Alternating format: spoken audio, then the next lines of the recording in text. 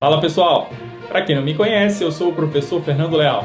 Esta aula é mais uma de uma sequência de videoaulas que tem por objetivo auxiliar o aluno na compreensão das minhas notas de aula que se encontram no meu site. Para localizar o meu site, você deve ir ao Google e digitar Professor Fernando Leal. Clica aí nessa busca.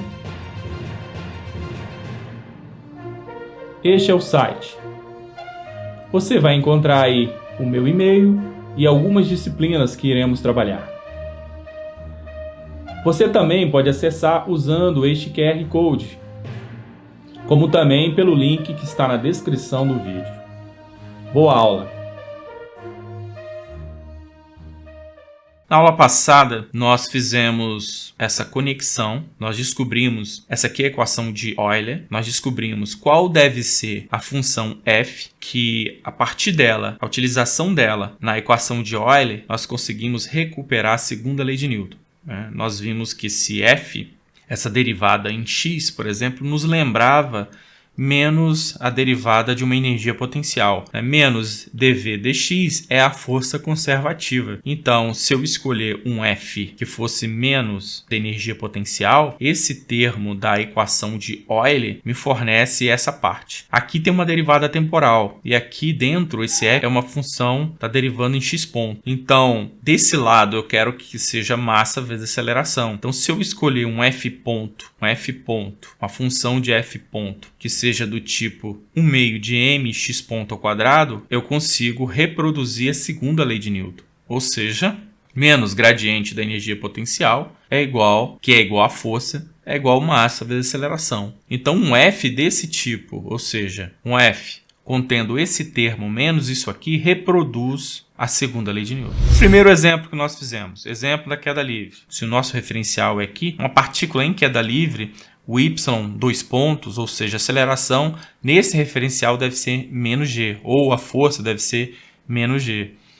Sabendo que essa força é conservativa, que deve ser menos gradiente da energia potencial, então eu tenho que escolher uma energia potencial sendo mais mgy. Por quê? Porque quando eu calcular menos dv dy, vai me retornar menos mg e y dois pontos dessa forma. Isso será útil quando o problema for um pêndulo, o referencial não estiver necessariamente apontando para cima, ou tiver alguma coisa abaixo do y negativo, nós vamos ver aqui. Se o referencial por acaso estivesse apontando para baixo, o y dois pontos deve ser mais g. Então eu tenho que escolher uma energia potencial menos mgh, se o zero da energia potencial for aqui. Porque V de zero é igual a zero. Se porventura eu deslocar o zero, ou seja, V de H é igual a zero, então eu tenho que deslocar o meu zero da energia potencial. Repara bem nesse sinal, não mudou nada. Então é muito fácil identificar se eu devo chamar a minha energia potencial de mais mgy ou menos mgy. E também é extremamente simples deslocar o meu zero da energia potencial. Okay? Se o meu zero estivesse aqui em cima, ou seja, nessa posição negativa, aqui seria mais. Okay? Com isso, eu monto a minha energia cinética, eu só tenho y como variável aqui. Então, eu tenho a minha energia cinética, a minha energia potencial. Pego a energia cinética menos a energia potencial, monto a lagrangiana, já fizemos isso. Jogo na equação de Euler, Lagrange, derivo em relação a y. Pego essa parte aqui, y ponto, depois tomo a derivada temporal e chego a essa solução. Ou seja, eu usei esse problema de queda livre porque eu já sei, é um problema extremamente simples, eu já sei a resposta e usei para testar o formalismo. Outro problema que também eu já sei a resposta, que é esse pêndulo simples, mas vou usar para testar o formalismo, para adquirir familiaridade. Coloquei y está apontando aqui para cima, então se tivesse uma partícula aqui em cima em queda livre, y dois pontos deveria ser menos g, ou a energia potencial mais gy.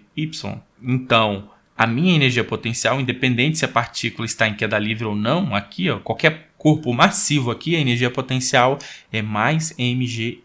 Inclusive essa partícula aqui. Como o y está abaixo da posição zero aqui, isso aqui está apontando para cima, então esse y é negativo. Está aqui o y negativo, foi substituído e repetido todo o problema.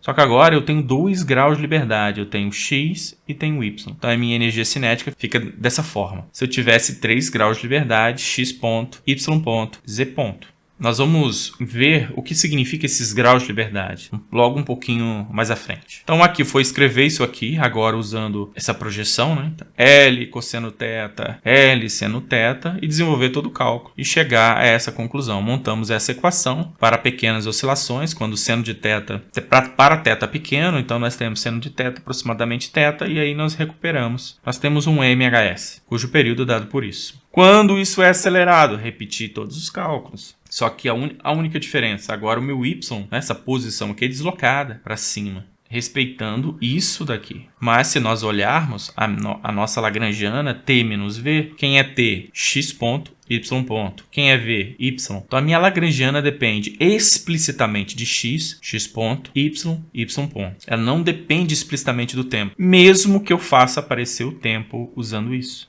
Então, uma lagrangiana de dependência explícita temporal caracteriza não conservação de energia. Então, aqui foi substituir isso, montar a lagrangiana, agora aparece explicitamente o tempo, mas isso não significa, mais uma vez, que a lagrangiana depende explicitamente do tempo. Aqui foi inevitável se colocar o tempo. Eu ainda estou colocando esse t aqui, mas futuramente eu não costumo colocar a minha lagrangiana é função de θ, θ ponto e t. Né, onde depende explicitamente de θ e θ ponto, e t é a variável. Eu não costumo explicitar isso, só coloco θ e θ ponto. Beleza, então a minha equação de Euler fica isso. dθ, a coordenada ponto está aqui derivando, né? Derivada temporal está aqui igual a zero. Substituindo, chegamos a essa equação.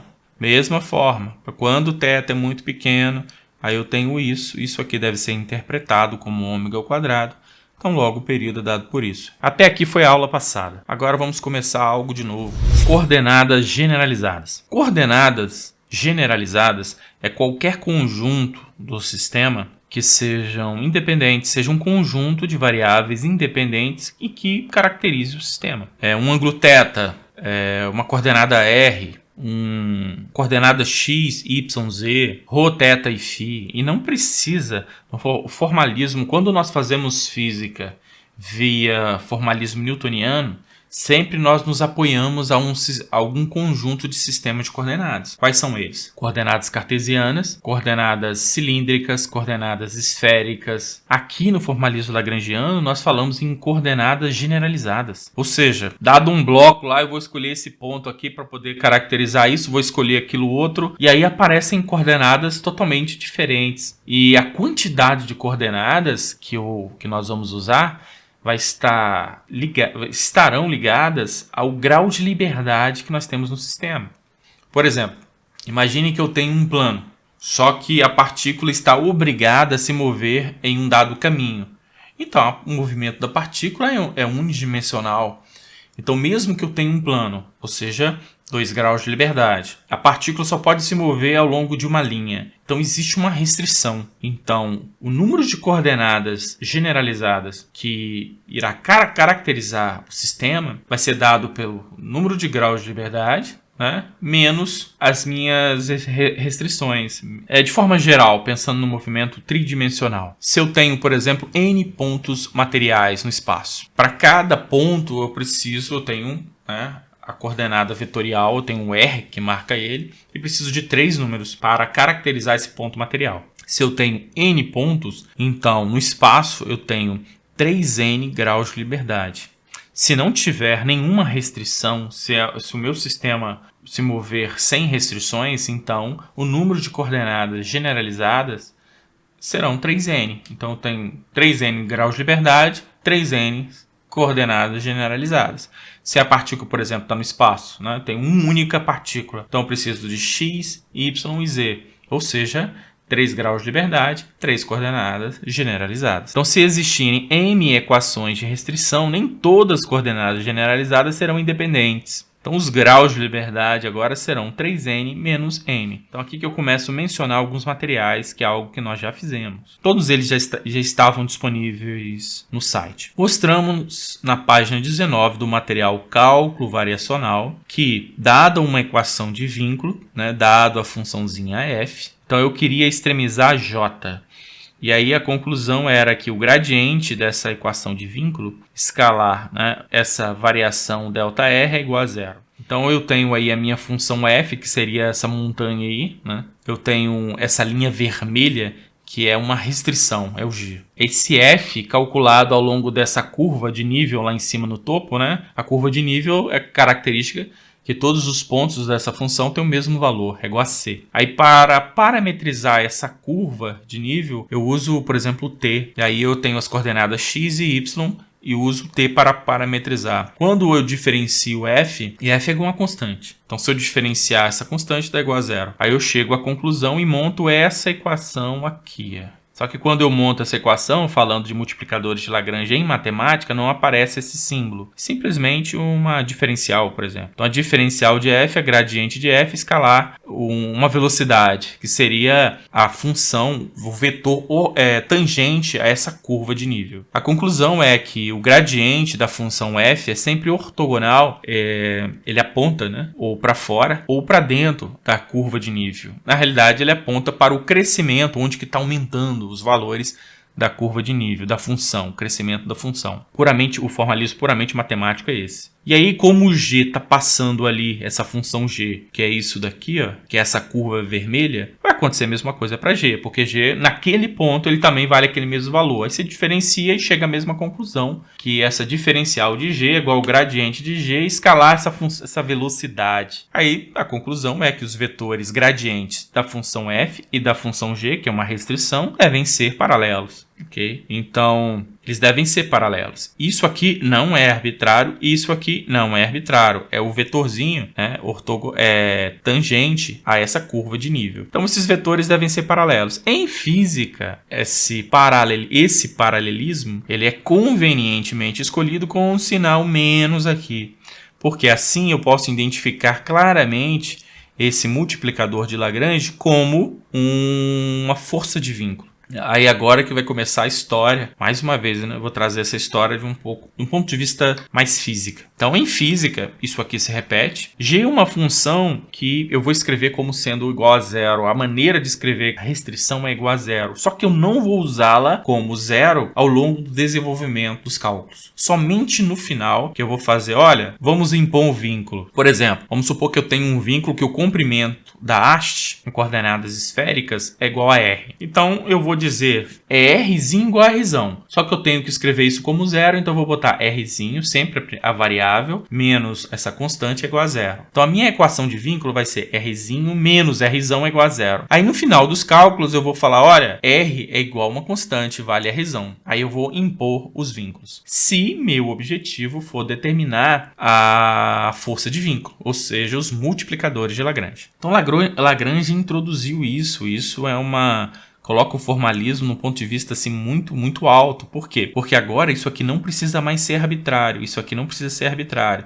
Se eu trocar esse gradiente que está aqui, esse gradiente aqui, por esse gradiente. Claro, né? Porque se eu trazer isso aqui para cá, ou seja, a soma dos dois gradientes, ou seja, gradiente disso aqui dá igual a zero, independente disso. É isso que eu quero no princípio variacional. Eu quero fazer uma extremização, quero colocar algo em evidência. E quero que essa coisa que esteja em evidência, essa variação dessa coordenada generalizada seja arbitrária. De tal maneira que, se isso for igual a zero, a única coisa que deve ser nula, com certeza deve ser nula, é o integrando ali, é quem está multiplicando. Qual é a transcrição para o princípio variacional aqui em física? É que a variação funcional de S é igual a zero. E aí eu simplesmente derivo em função da dependência da lagrangiana, dl, dq, variação de Q mais dl, dq ponto, variação de Q ponto é igual a zero. E aí eu faço essa integração por partes. Ao fazer essa integração por partes, eu tenho que colocar uma imposição. Qual é a imposição? É que agora, essa variação, existe um caminho clássico, né? Ou seja, digamos que a partícula está nesse ponto, queira ir para a posição x, que no ponto 1, ou seja, no instante t1, e Q e no instante t2. Qual é o caminho clássico a ser seguido? É aquele cuja a ação é um extremo. Mais uma vez, esse é o princípio físico mais fundamental que existe. mas fundamental de todos mesmo. Ou seja, é como se nós descobrimos uma forma interessante de enunciar todas as leis físicas que existem. A natureza escolhe um caminho tal cuja ação seja um extremo. Então, isso aí é o princípio mais fundamental em qualquer ramo da física e em qualquer nível de instrução. Ou seja, classicamente, a natureza escolhe um caminho tal que extremiza a ação. Ou seja, que a variação funcional de S é igual a zero. Com isso, nós recuperamos todas as equações clássicas. Vamos lá, como que isso funciona? Da mesma forma, eu botava aquela funçãozinha lá em variação funcional. E agora eu vou dizer o seguinte, a variação de Q1 de QI no instante T1 é zero. Esses pontos aqui são fixos, então a variação desse ponto fixo é igual a zero. Só podem ocorrer variações arbitrárias aqui dentro. E quando eu escrevo a minha variação da ação, eu quero escrever dessa forma, onde essa variação aqui, são essas variações arbitrárias aqui. Essa variação em T1 e essa variação em T2 não são arbitrárias, e com isso eu consigo eliminar esse termo que vem dessa integração por partes. Aí eu faço essa integração por partes, já fiz umas 3 ou 4 vezes, de forma até de alguma maneira diferente, mas já fiz várias vezes. Está aqui, isso significa que eu vou analisar essa variação no instante T1 e T2, que não são arbitrárias, por isso que isso aqui dá zero, e aí eu fico com isso. Só que agora não existe uma coordenada generalizada, existem N coordenadas generalizadas. Aqui tem que colocar o índice I que eu esqueci. Então existe, por exemplo, para I igual a 1, tem um termo, tenho isso daqui multiplicando o delta Q1. Para I igual a 2, tem um outro termo multiplicando o delta Q2. E saiu somando, esse somatório é igual a zero. Como as coordenadas são linearmente independentes, significa que cada termo aqui dentro deve ser zero. Ou seja, qual é a necessidade do multiplicador de Lagrange? Quando existem restrições, se eu tenho 3 graus de liberdade, por exemplo, eu tenho uma restrição, na realidade eu não tenho 3 graus de liberdade. Né? Se eu tenho uma restrição, agora eu tenho 2 graus de liberdade, por causa dessa restrição. Então isso faz com que 3 coordenadas generalizadas, por exemplo, Q1, Q2, Q3, uma delas vão morrer, porque elas não são linearmente independentes. Mas olha a minha construção aqui. Se eu estou fazendo a variação de S e estou dizendo que isso aqui é igual a zero e isso é arbitrário, eu preciso que as coordenadas generalizadas sejam arbitrárias para poder dizer que quem é zero não é isso. Porque já que isso é arbitrário, quem é zero é isso. Percebam? Então, se quando tem restrições as coordenadas não são mais independentes, ferrou. Como que eu faço essa conta? Mesmo que as coordenadas generalizadas não sejam independentes, eu consigo tratar como se fossem. E pago um preço por isso. Qual é o preço?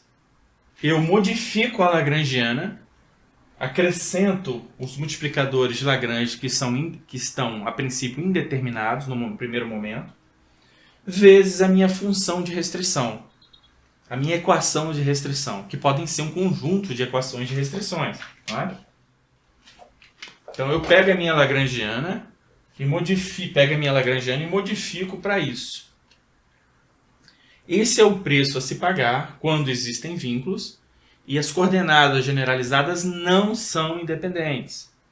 Com isso, eu procedo como se fossem independentes, porque eu preciso fazer isso. Eu preciso ter algo multiplicado por uma função, uma variação arbitrária, e igualar isso a zero.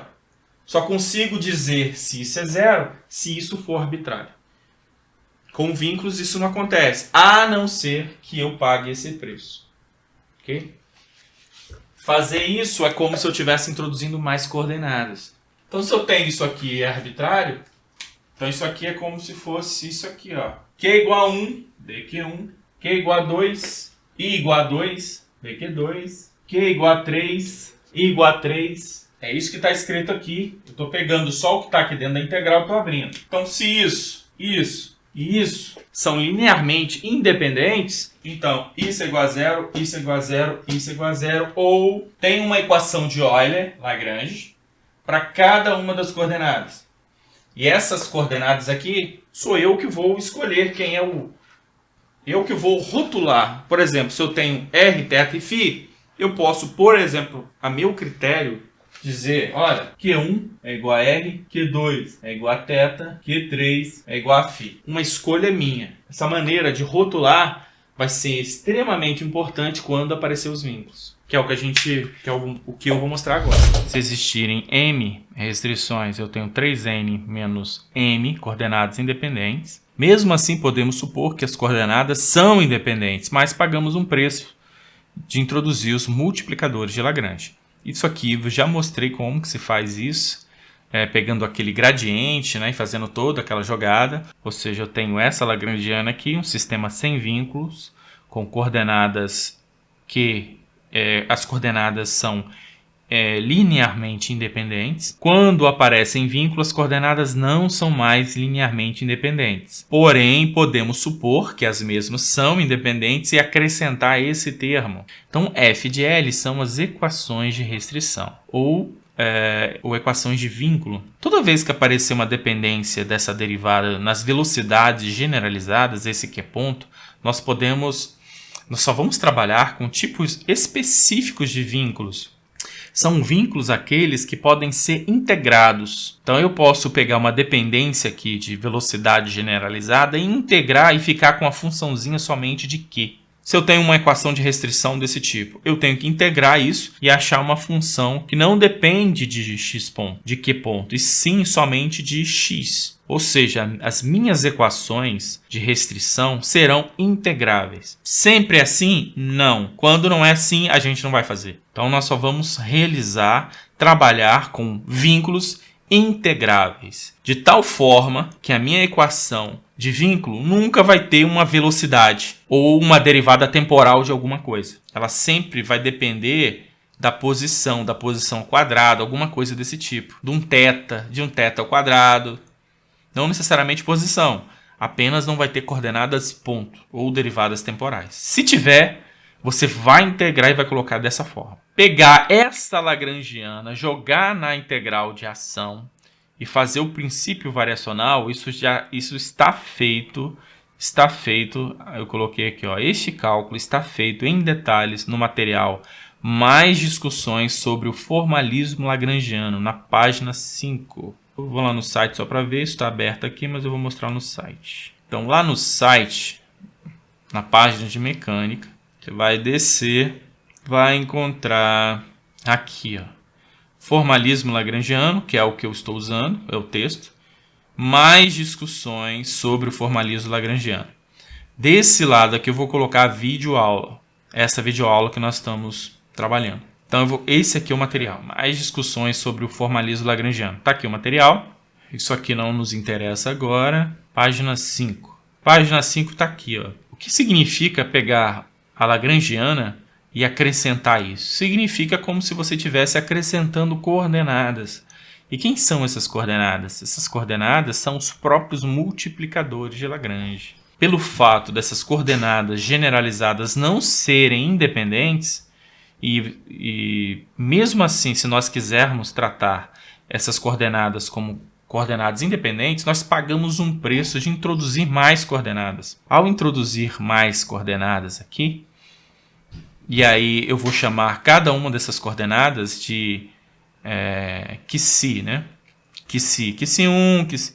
Só que existem coordenadas de QC 1 até n, que são as coordenadas generalizadas, e existem coordenadas QC, que é de n mais 1 até n mais p, que são os multiplicadores de Lagrange. E aqui eu mostro como eu faço isso. Se eu disser agora que eu tenho as coordenadas QC ponto, eu vou achar a mesma equação de Euler-Lagrange. Se eu tenho coordenada Q, que é ponto, e acho uma equação de Euler, porque agora se eu falar que a lagrangiana não depende de QC e QC ponto, eu chego à mesma conclusão. Então não tem mistério nenhum no cálculo, é simplesmente um rótulo. Então a lagrangiana agora depende de QC e QC ponto, porque eu chamei todo mundo de QC. Feito isso, as equações de Euler-Lagrange agora são essas. Aqui não é novidade para gente, aqui não é nenhuma novidade para gente. Tem esse termo aqui que é novidade para gente. Quem é esse termo? Quem é lambda, esse L aqui? Isso aqui é chamado de multiplicador de Lagrange. Quem é df, L, dqi? F é uma equação de restrição. F é igual a zero. Ah, então esse termo é zero? Por enquanto, não. Por enquanto, não. Por quê? Porque a minha equação de restrição é do tipo, olha, Rzinho menos Rzão é igual a zero. Aí eu trato o Rzinho como se fosse uma variável normal. Obtenho as equações de movimento para R. Aí depois eu coloco, olha, Rzinho é igual a Rzão. Aí eu faço valer os vínculos. Quando isso acontece, eu consigo determinar esse lambda. Esse lambda aqui é um multiplicador de Lagrange, que a princípio aqui ele está indeterminado. Só vai ser determinado quando eu achar uma equação e no final eu impor os vínculos. Se desde o início eu impor os vínculos, o meu sistema se comporta como se não tivesse restrição, ok? Ou se eu escolher uma coordenada que não existe restrição para ela. Nós vamos ver isso como exemplo. Então vamos seguir. Como que eu identifico isso? O que é isso daqui? Vamos supor, qual foi o caminho que nós escolhemos para obter a equação, a função f, que nos dá força igual massa vezes aceleração. Eu fiz uma suposição, pensei assim, esse termo aqui tem que me dar energia potencial, esse termo aqui massa vezes aceleração. Não existe a segunda lei de Newton só para translação, né, que foi o caso de escolher a posição. Eu posso escolher um certo ângulo, e aí eu tenho a segunda lei de Newton para rotações, ou seja, somatório dos torques é igual a I vezes alfa. Mas eu escolhi a coordenada generalizada de tal forma para poder achar quem é essa funçãozinha f. E nós achamos. Então, se que a coordenada generalizada for uma posição, por exemplo, x, então isso aqui me dá menos gradiente de v, né? Ou seja, a força, e isso me dá massa vezes aceleração. Então, isso é força, unidade de força. Obviamente, isso aqui é unidade de força. Então, esse termo aqui, quem é esse termo? Esse termo eu vou chamar de força generalizada. Faltou colocar aqui, força generalizada, né? Força generalizada, por quê? Porque não é necessariamente uma força, entendeu? Pode ser um torque, pode ser qualquer outra coisa. Mas nós vamos chamar de forma geral, por isso que o nome força generalizada. E aqui fica evidente quando esse multiplicador de Lagrange ele é uma força. Claro, porque se f for uma posição, se f for uma equação de restrição do tipo linear na posição. Por exemplo, Rzinho menos Rzão é igual a zero. Então, se eu derivar f em função de R, não vai ter não acabou a dimensão, morreu. Então, se isso aqui foi linear em Q, isso aqui é adimensional. Se isso aqui é adimensional, então isso aqui tem que ter unidade de força. Eu vou chamar aqui dessa derivada aqui de dFLi, eu vou chamar de ALI. Então, a equação de restrição sempre ela vai ser escrita dessa forma aqui, Eu posso derivar no tempo, isso aqui é igual a zero. df dq, dq dt, mais df dt, dt dt. Então, não tem nada aqui. Isso daqui foi essa escolha minha, de chamar essa derivada aqui de LI. ALI. Então, quem aparece aqui é a ALI. Aí eu olho para a equação de restrição e vou passar a ler dessa forma aqui. Dada uma equação de restrição, eu tenho que colocá-la dessa maneira, onde L, né? L é que marca a quantidade de equações de restrição. I é que marca a quantidade de coordenadas generalizadas. Só que aqui eu já estou supondo que a minha equação de restrição possa ser integrada. Então, para não ficar com esse negócio de ponto aqui perturbando, não vão lidar com isso. Ao invés de derivar isso aqui em relação ao tempo, eu vou simplesmente diferenciar em relação às suas dependências das suas coordenadas. O que nós vamos usar mesmo? Que eu vou usar isso daqui. Você tem uma equação de restrição, nós vamos aprender a montar. Então, você vai diferenciar a sua equação de restrição. Então, ela depende de quê? Então, vai ser df dq. df em relação a qi, dqi. É assim que se diferencia uma função. Só que qi são n. É q1, q2, q3 até n. Então, df dq1, dq1, mais df dq2, dq2, mais df dq3, por aí vai. Ou seja, esse somatório aqui está dizendo isso. df dq1, dq1, df dq2, dq2, df dq3, tá aqui. Mas, aqui é a dependência temporal, df dt, dt é igual a zero. Mas quem é df, L, dqi? Nós chamamos de ALI.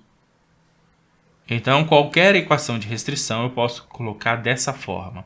Se eu chamei isso aqui de LI, ALI, LT, ALT. Ok? Então, também aparece essa parte. Mas, em geral, isso aqui não vai aparecer. Beleza, nós temos aqui. Por que eu preciso disso daqui? Porque a derivada de L em relação a I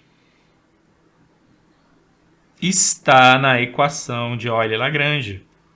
Olha aqui, ó. dfL dqi. E isso apareceu daqui, ó, quando eu fiz a diferencial. Aqui eu já fiz a suposição que esse f não tem dependência em que ponto.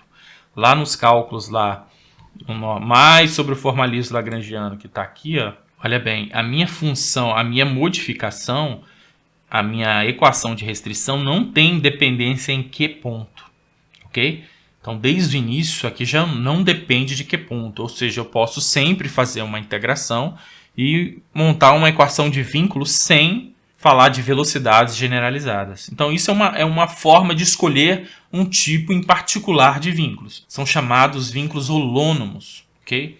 Então, existe um conjunto de vínculos em especial para que nós podemos fazer esse tratamento. Beleza, aqui eu coloco isso. Então, a equação de Lagrange fica assim.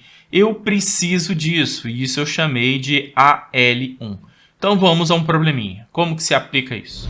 Considere uma massa pontual, M, que desliza sem atrito numa calota esférica de raio R. Raio Rzão, tal como a figura abaixo.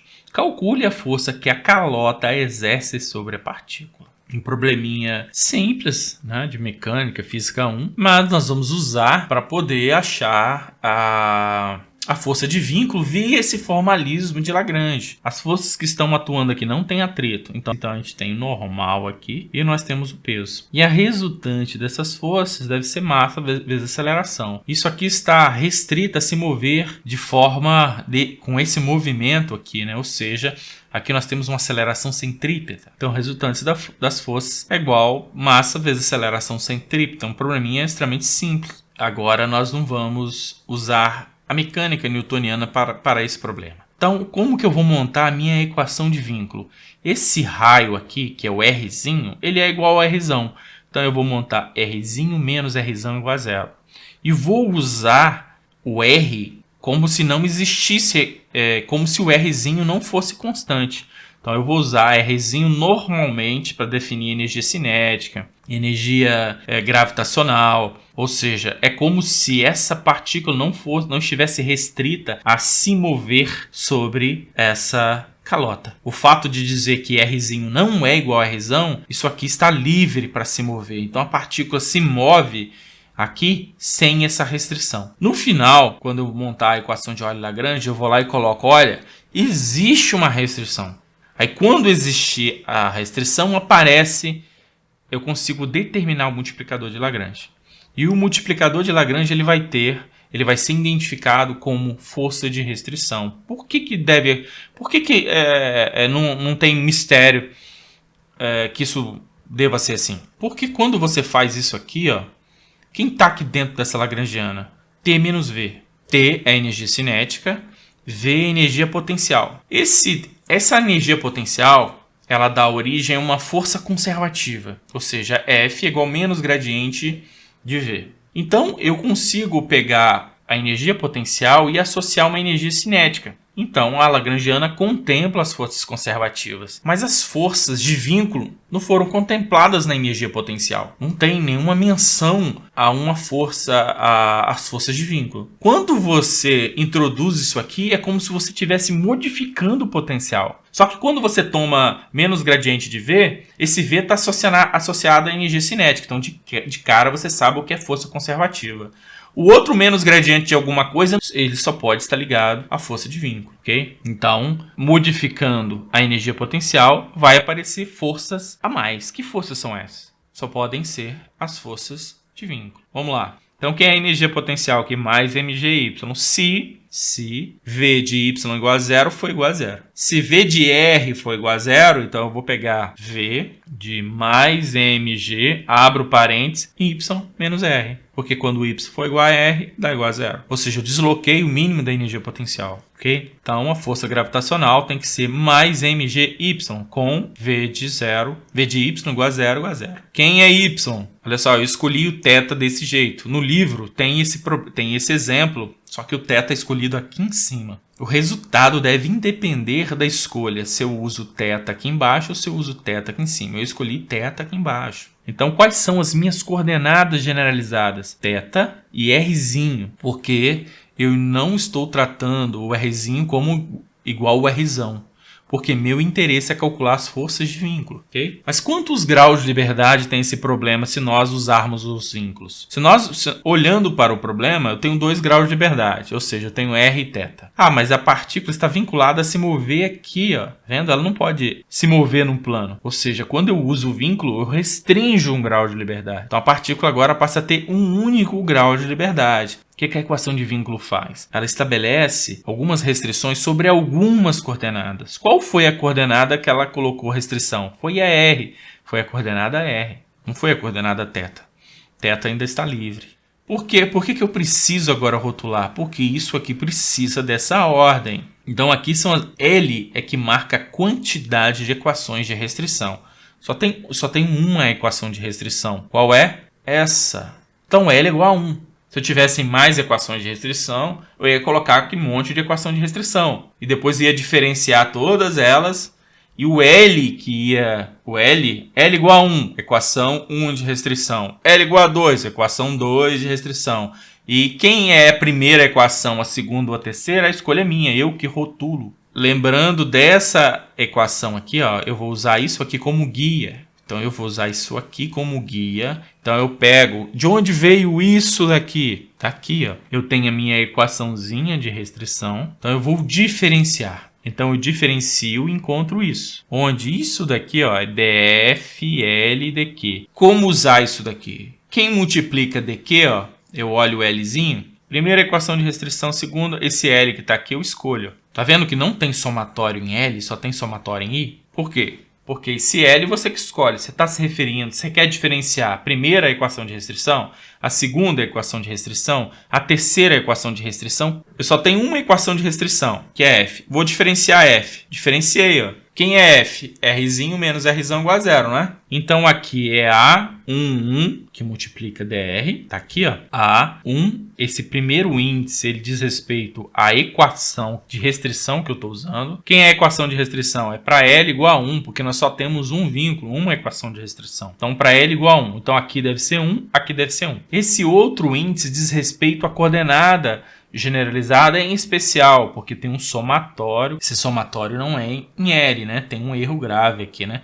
Esse somatório aqui é em I, correto? Tenho duas coordenadas generalizadas. Então, vamos lá. Vamos usar. Vou escolher I igual a 1. Eu tenho que fazer I igual a 1 e I igual a 2. Então, eu vou ter que... Eu escolhi que 1 é igual a R. Então, vamos lá. dl dr dq1. dl dq1. Quem é dq1? R. dl dr. Vamos pegar a nossa lagrangiana. Voltar aqui. Quem é a bendita lagrangiana? Essa daqui, ó. Então, eu vou diferenciar isso aqui em relação a R. Aqui tem R? Tem. Então, quando eu diferenciar, o 2 vai baixar aqui, vai ficar m, r, θ ponto ao quadrado. Aqui tem R? Tem. Então, vai ficar menos mg seno θ. Dois termos. dl dr, m, r, θ ponto ao quadrado, menos mg seno θ. Agora, eu vou fazer essa derivada aqui, ó, dl dr ponto. dl r ponto. Só aqui que tem dependência em r ponto. Então, vai ficar mr ponto. mr ponto. Pego isso aqui, substituo aqui. Pego esse outro, substituo aqui. Com esse multiplicador de Lagrange. Só que agora eu escolhi I igual a 1. Quem é A11? A11 é igual a 1. Então eu vou colocar o 1 aqui. Vai ficar lambda 1. Ou seja, eu vou ter o que eu calculei menos aquela outra parcela. Mais lambda 1 é igual a 0. Substituindo na equação de Euler-Lagrange, eu obtenho isso, ó. Agora, poderia terminar o problema aí. Eu não preciso da outra equação de Euler-Lagrange. Por quê? Eu não estou interessado em calcular θ 2 pontos. Eu estou interessado em determinar λ1. Acabou meu problema. Mas eu vou prosseguir, né? Já que se o objetivo fosse calcular outra coisa. Calcular o ângulo, né? Que a partícula perde contato com a esfera. Vamos terminar o problema todinho. Então agora vamos escolher I igual a 2 nessa equação. dl dθ menos ddt, dl dθ ponto mais lambda 1. Não mudou lambda 1. Lambda 1 diz respeito à quantidade de equações de vínculo, que só tem uma. Só que agora o I agora é igual a 2. Quem é o A12? 0. Então não tem mais multiplicador de Lagrange quando o I é igual a 2 ou quando a coordenada escolhida é igual a θ. Por quê? Porque não existe restrição para θ. Só existe restrição para R. Vamos pegar a lagrangiana. dl dθ. Aqui não depende de θ, aqui também não. dl dθ tá aqui. Só que depende de θ. Derivada de seno, cosseno. Então vai ficar mgr cosseno. Vai ficar menos mgr cosseno. Depois, dl dθ ponto. Então eu vou pegar dl dθ ponto. Só tem θ ponto aqui. Vai ficar mr ao quadrado θ ponto. Derivada temporal disso. E aí eu cometi um erro agora que eu estou vendo aqui, né? Qual foi o erro de desenvolvimento? Que não vai afetar as equações de movimento, mas teve um erro de desenvolvimento. Eu tratei o r ao quadrado como uma constante, está vendo? Esse rzinho ao quadrado eu tratei como uma constante. Então, antes de impor o vínculo, essa equação está errada. Quando eu impor o vínculo, eu vou ter um termo que diz respeito a r ponto. Quando eu impor o vínculo, que é esse aqui, ó, que rzinho é igual a rzão, o termo que eu esqueci aqui vai ser 0. Então eu tenho lambda 1, peguei lambda. Agora eu vou impor o vínculo. Ao colocar a restrição sobre R, esse termo dá 0. E um termo que eu tinha esquecido aqui, que era R ponto, também vai dar 0. Tá aqui, ó. Ah, mas isso é equação, isso é uma força de vínculo mesmo? Que força de vínculo que eu me refiro? É uma força de reação de contato, a normal, que é facinho de você calcular em física 1. Então se eu venho aqui, ó, eu tenho a reação normal, eu tenho peso. Esse ângulo aqui é θ, então esse ângulo aqui é π sobre 2 menos θ, ok? Esse alfa aqui é π sobre 2 menos θ. Então vamos lá, somatório das forças aqui, ou seja, P cosseno de alfa, né? Aqui ó, P cosseno de alfa, menos normal, deve ser massa vezes aceleração centrípeta. Nessa ordem, né? A partícula está restrita aqui. E a aceleração centrípeta aponta para o centro aqui. Então eu tenho que pegar P menos cosseno, P cosseno alfa menos normal é igual a mr ômega ao quadrado. Ou seja, massa vezes aceleração centrípeta. Onde ômega é θ ponto. Mais cosseno de alfa aqui, ó, são complementares esse ângulo, né? Cosseno de alfa é igual ao seno de θ. Então, n, que é normal, vai ficar P seno θ menos isso. Quem é P? mg. Então, essa reação de contato que é normal, fazendo lá usando física 1 ou ensino médio, nós vamos chegar à conclusão que é mg seno θ menos isso. Ou seja, essa reação de contato. E nós calculamos e mostramos que lambda 1 é igual a mg seno θ menos isso. Ou seja, esse formalismo todo sofisticado foi aplicado a esse probleminha trivial, né? E nós chegamos a essa conclusão. Olha só, aquele probleminha lá que eu fiz na aula passada, e agora é calcular qual é a força com que a haste exerce sobre essa partícula pontual. Então, ao fazer isso, a gente determina que o vínculo... Cadê? Aqui, ó. Essa é a força de restrição. É a força com que a haste exerce sobre a partícula pontual, usando toda a jogada, tudo que eu falei sobre multiplicadores de Lagrange. Então peguem esses probleminhas e dá uma olhada, refaça esse probleminha. Depois eu faço esse probleminha quando isso aqui é acelerado e calculo a força de vínculo. Fiz esse problema na aula passada e faço agora de um ponto de vista com restrição, que agora quem é a força... Qual é a força que essa haste aplica sobre essa partícula pontual quando isso aqui está acelerado? Então é isso.